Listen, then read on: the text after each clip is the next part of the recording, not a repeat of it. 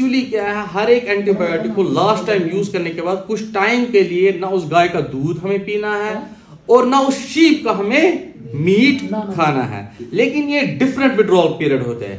کسی کے لیے فار ایگزامپل 1 مہینہ ہوگا, کسی کے لیے 10 دن ہوں گے, کسی کے لیے 5 دن ہوں گے. ایک ڈفرنٹ ٹائم ہے. 1987 کے بعد ویٹنری انڈسٹری میں کوئی اینٹی بایوٹک بنا ہی نہیں ہے. ویٹنری یوز کے لیے کوئی اینٹی بایوٹک 1987 کے بعد بنا ہی نہیں ہے. اور جو بھی یہ اینٹی بایوٹکس ہائر جنریشن کے یوز کرتے ہیں زیادہ, وہ ہیومن کے ہیں, وہ ہیومن کے لیے بنے گئے ہیں.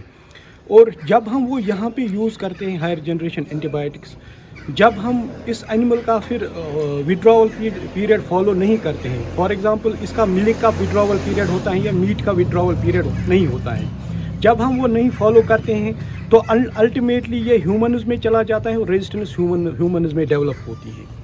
تو جس کی وجہ سے جب ہم خود بیمار پڑتے ہیں, ہم کسی فزیشین کے پاس جاتے ہیں, ڈاکٹر کے پاس جاتے ہیں, جب وہ ہم کو کوئی اینٹی بایوٹک پرسکرائب کرتا ہے جس کی ہمیں ضرورت ہوتی ہے, لیکن اس ٹائم وہ ہوتا ہے ہم میں ریزسٹنس آ چکی ہوتی ہے, وہ اینٹی بایوٹک ہم پہ کام نہیں کرتا ہے, جس کی وجہ سے پھر فزیشین مجبور ہوتا ہے ہیومنز کو ہائر جنریشن اینٹی بایوٹک لکھنے کے لیے. کہ یہاں پہ ہمارے اونرز جو ہوتے ہیں, چاہے کیٹل اونرز ہو چاہے شیپ کے اونرز ہیں ہو, ان کو باضابطہ طور جو ڈاکٹر اینٹی بایوٹک پرسکرائب کرے وہی خریدنی چاہیے, اور فارمیسی سے جو وہ اینٹی بایوٹک لیتے ہیں وہ اوائڈ کرنا چاہیے.